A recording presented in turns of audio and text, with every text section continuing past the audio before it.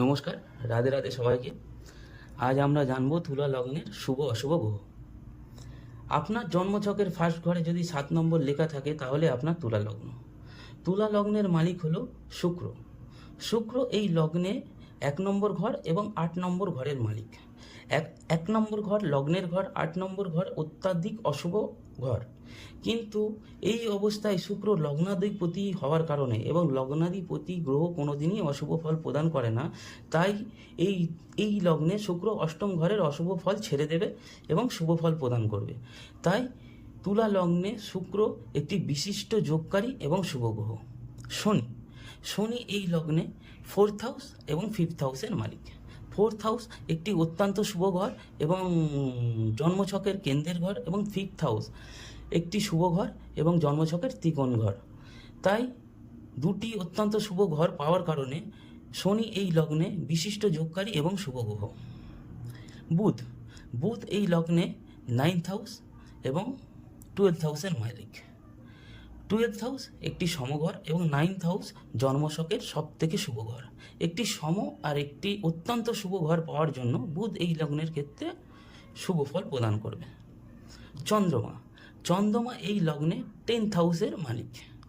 10th house একটি শুভ ঘর, তাই চন্দ্রমা এই লগ্নের ক্ষেত্রে শুভ ফল প্রদান করবে। এই লগ্নের ক্ষেত্রে সমফল প্রদান করবে রবি অর্থাৎ সূর্য। মঙ্গল মঙ্গল এই লগ্নে 2nd হাউস এবং 7th হাউসের মালিক। 7th হাউস একটি মারক ঘর এবং 2nd হাউসও কিন্তু মারক ঘর।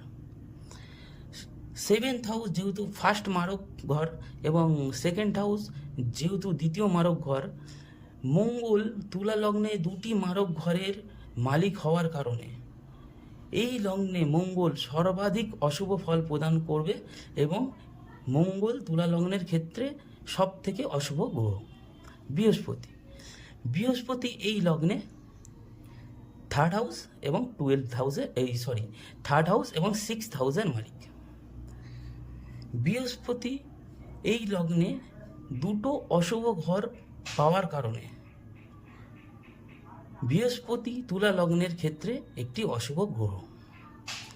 এই লগ্নের ক্ষেত্রে শুভ রত্ন হল শুক্রের হীরা এবং শনির নীলা। এই লগ্নের ক্ষেত্রে অশুভ রত্ন হল মঙ্গলের লাল পলা এবং গুরুর পোখরাজ। ধন্যবাদ। রাধে রাধে।